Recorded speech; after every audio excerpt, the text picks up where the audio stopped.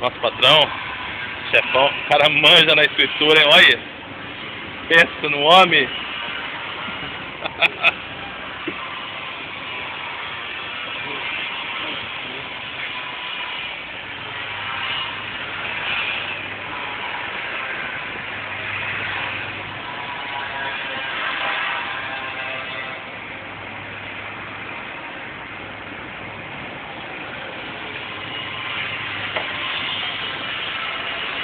Esse é meu chefe, hein?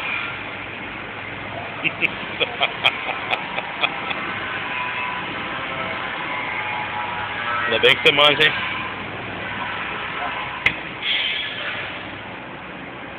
Agora ele vai fazer um test drive agora no case.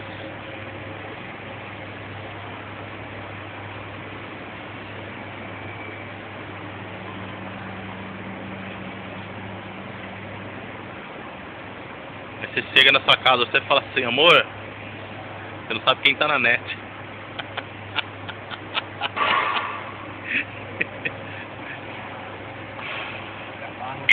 Aí ela fala assim, quem? Aí você fala assim, adivinha.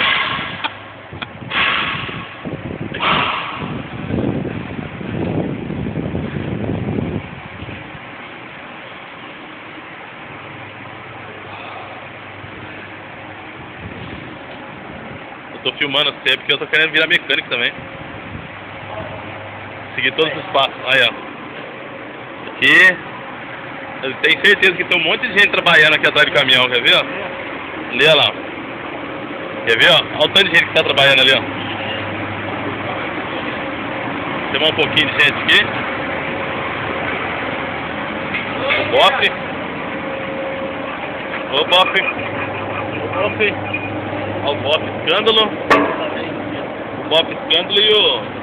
E aí, mano? Brabinho ainda. E aí, Bop? E o Litão Jurupinga? Lá em casa, tá guardado. Matou o bicho já ou não? Aí, ó. E aqui o nosso... o piloto do busão. Para, vai. Vai.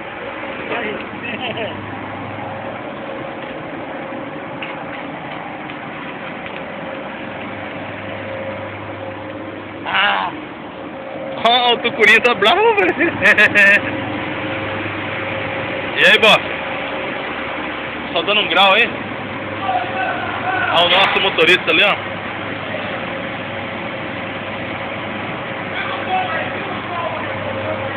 Aí, seu Marcos, esconder não.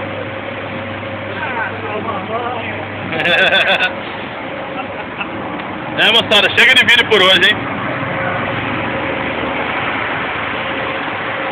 Trabalhando nada, Batata? O que você quebrou lá já?